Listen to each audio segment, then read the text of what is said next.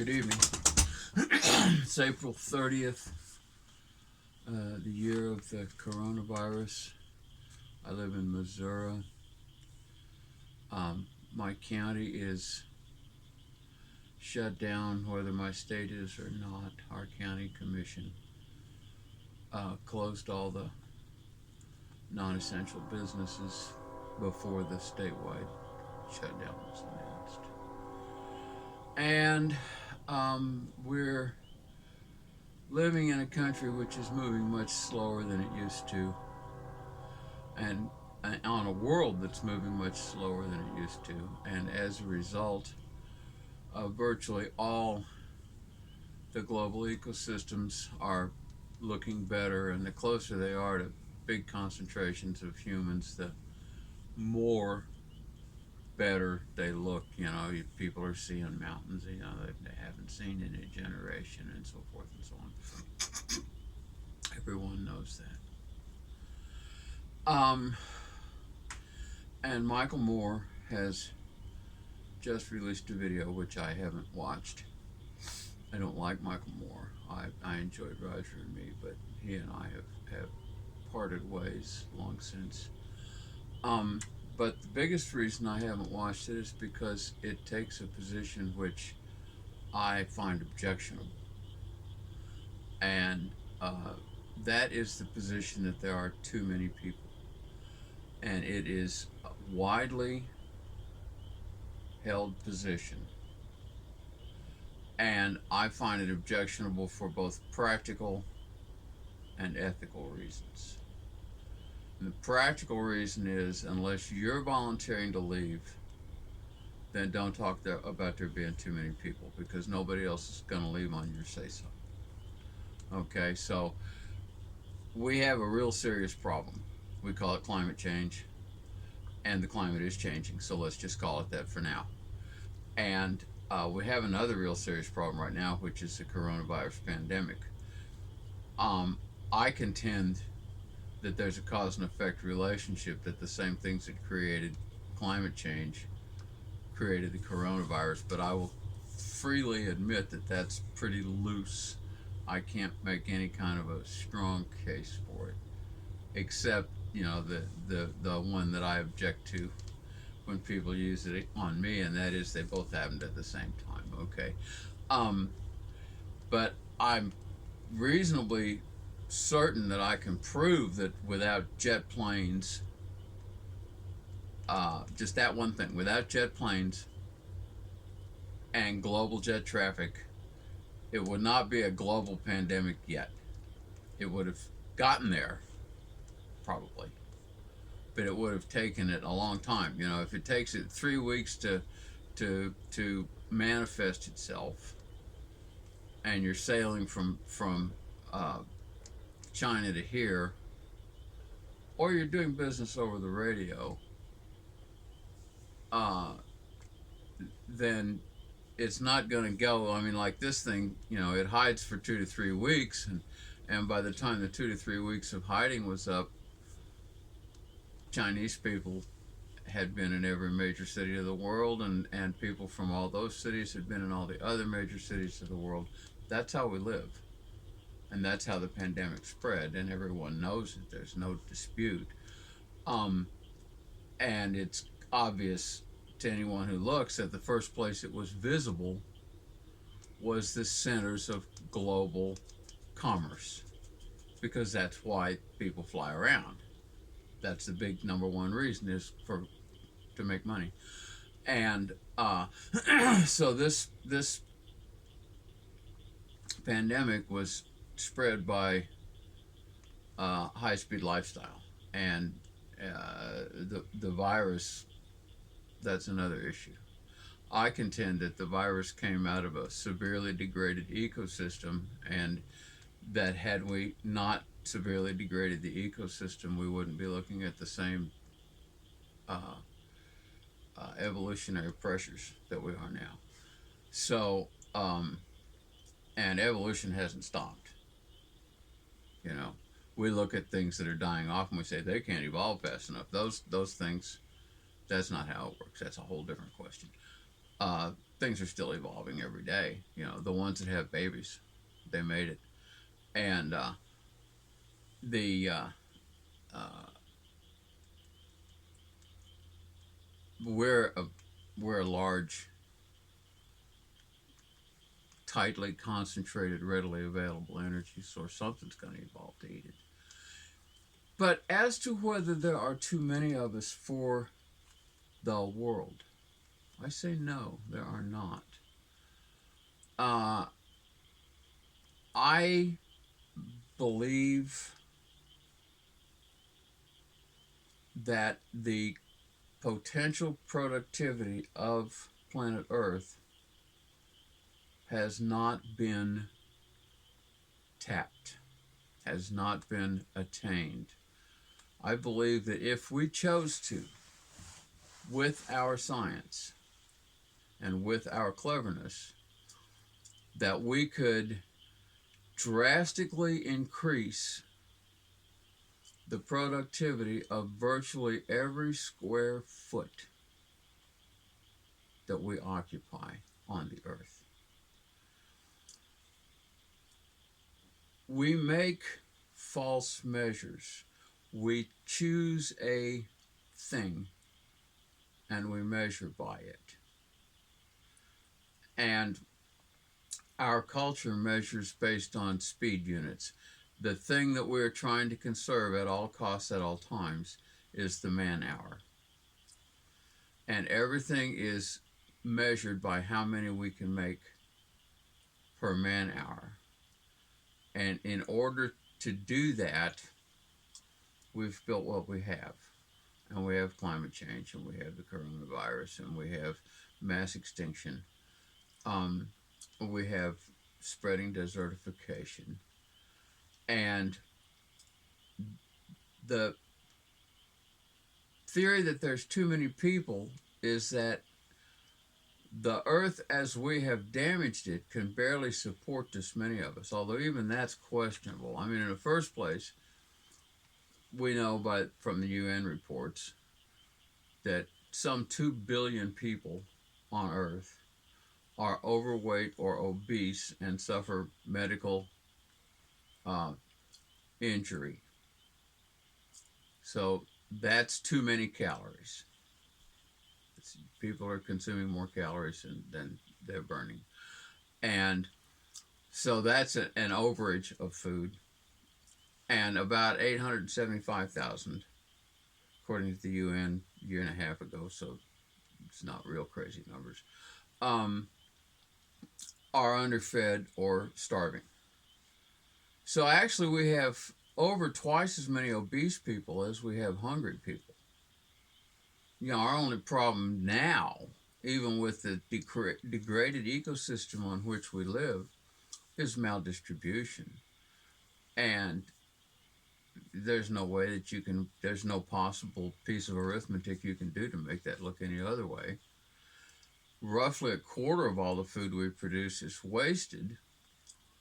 And um, that's a tragedy because we could actually never waste 1 gram or calorie of our food if we produced it properly. That portion which we did not eat would be a measurable asset for the earth and help it produce more. Um,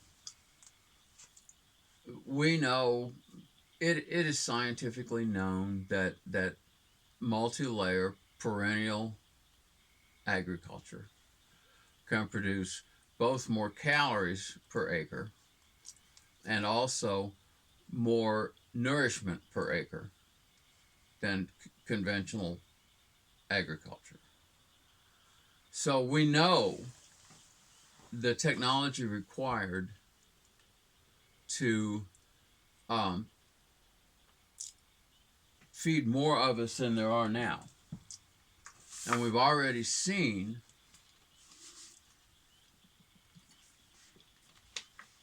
that we're producing more food now than all of us who are here can eat. And what we do is we live in ways which degrade the ecosystem. And we have, since at least the dawn of the agricultural revolution.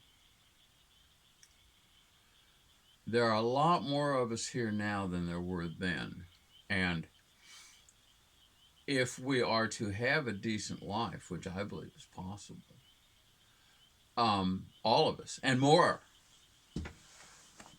I believe that this earth can easily produce enough for a continuing increasing human population up to the 9 billion or 10 billion numbers that people say are the projected peak. I believe we can feed that. I believe that we can house that. I believe that we can make for more wildlife, more songbirds, more insects, more plants, more bees, more of everything that we need to live here happily. I believe that we can make all of that while feeding 10 billion people. We know absolutely for sure that Earth itself, the globe, cannot support any humans.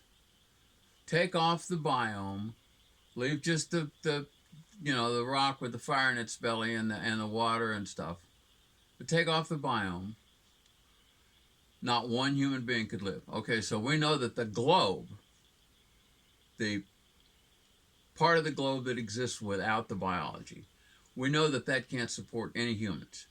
So that's one extreme, zero. Okay, now we know that the biome that is out there produces all the food. Now we screw with it, we tear off all the wild biome, and then we squirt poison on the ground so that any remaining shred of the wild biome will die. But then we go and we put a particular seed there, and that's still biome. It's still the local biosphere. All the plants that my neighbor plants in his soybean field here in a couple of weeks, those will be the biome up there. Over here on this side, the biome has 10 or 12 different kinds of trees in it. It has a lot of grass. We're trying to reduce the amount of grass. We've planted, I don't know exactly how many for sure, but somewhere in the neighborhood of 60 or 70 chestnut seeds in spots that we're managing to capture water instead of letting it run off, and then feed those chestnut seeds with water. So this is all new. This is all come upon me at the same time that I have gone through this process of trying to figure out how we could actually fix climate change. And the way we can fix it is by a whole new technology. We have this technology that runs extremely fast, and it produces a whole lot of stuff per person hour. If you figure a 2,000-hour work year, which is a 40-hour week, 5 days a week, and I round it down. I round it down a little bit. 2,000 hours. That's what a regular American works a year, if everything's going well. In a decent economy, it's gotten way worse. I mean, this is pathetic what we have now. But if there are 7.5 billion people on Earth, oh man, my battery's running down. I'm going to have to halt this. I'll come back.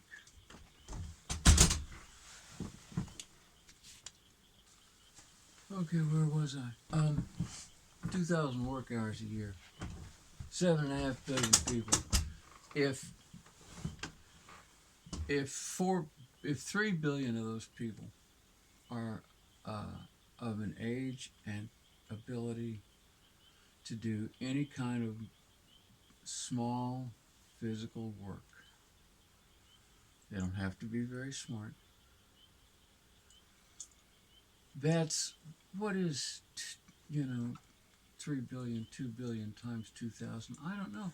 We have a lot of man hours available. It's one of the greatest resources we have as a race. And we have a grievously damaged global ecosystem, which is failing all around us in a million different ways. And we choose to look at the climate, which is fine, because if we don't fix it all, the climate won't get well. So let's just look at the climate and do what we have to do to fix that. Technology, the word technology, has been captured. And so people like me are said to be anti-technology and Luddites, and then we can go into this deal about how technology is human, and it is human nature to build technology. It is human nature to solve problems. Technology is the things we make to do our necessary work. Nothing about technology implies speed. Technology gives us the ability to do things we can't otherwise do. Animal-powered technology has served us well for a long time, and we can grow the fuel right off the ground. And for starters, we can take some of the millions or billions of dollars that are spent annually removing grass from the ground, and instead put it in our power sources. That's a side point. The point is that we have a severely degraded global ecosystem. There is no part or piece of it that you can look at and not see that it's degraded. The theory that the solution to that is to eliminate a bunch of people is false. Just like beavers, we evolved here to do productive work. We can heal this land with our minds and our hands and our technology doesn't need to go any faster than we can walk. And we can take those 2 or 3 billion people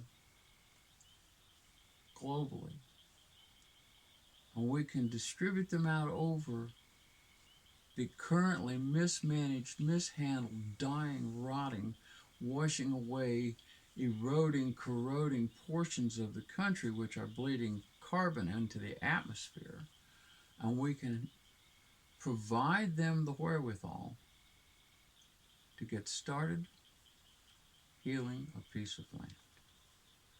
And we will find that if we try to take all the people we have in family groups, just by encouraging them, not by forcing anybody, just by providing the resources necessary to live like I live here and to heal the land, that is the way out of climate change. It is not high-speed technology. It is life-healing technology. It's still technology. The difference is we already know a complete workable system. You look at somebody like Mark Shepard. You look at all the people out there, and some of them call it permaculture, and some of them call it restoration agriculture, and some of them call it agroforestry. And it is all of those things and more. We evolved here as just like the beavers did, to take our clever little hands and our clever little minds and make this earth produce ever more. Remember, almost all of the primary production is air. You can put a plant in a pot that you can pick up. You can sit that pot in the sunshine and provide it water, and a great big heavy plant will appear there. And that pot won't weigh any less than it did before you started. All of the weight in that plant came out of the air. We have never tried to capture the maximum amount of life out of the air as developed societies. That is what the societies we call indigenous, we call hunter-gatherer, that is what those societies did. We don't have to become them.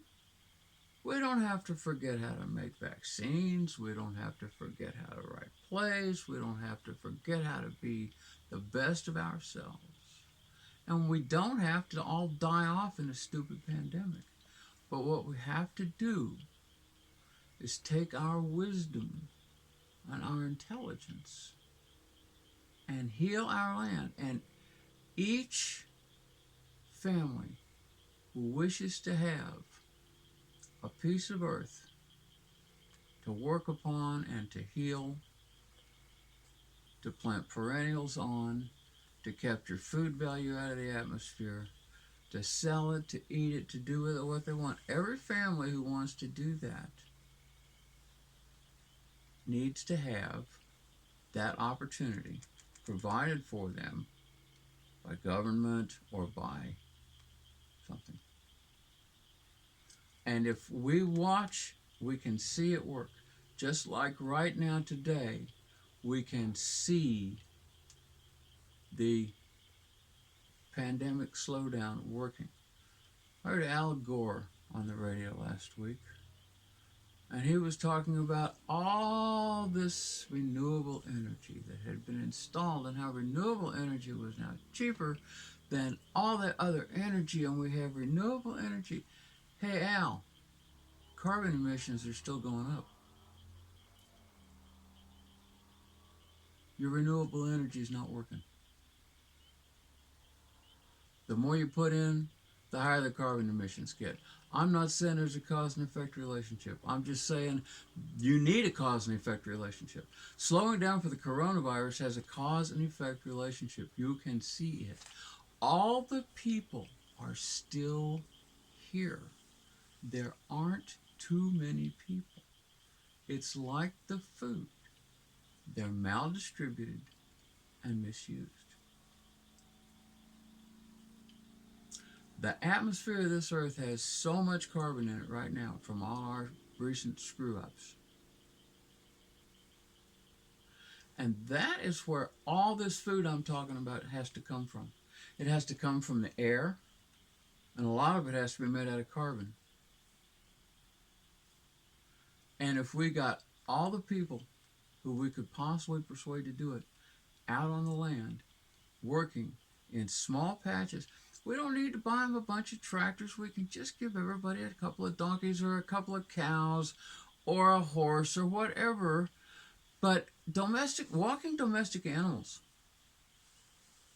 can do all the work necessary to produce a humongous increase of food globally.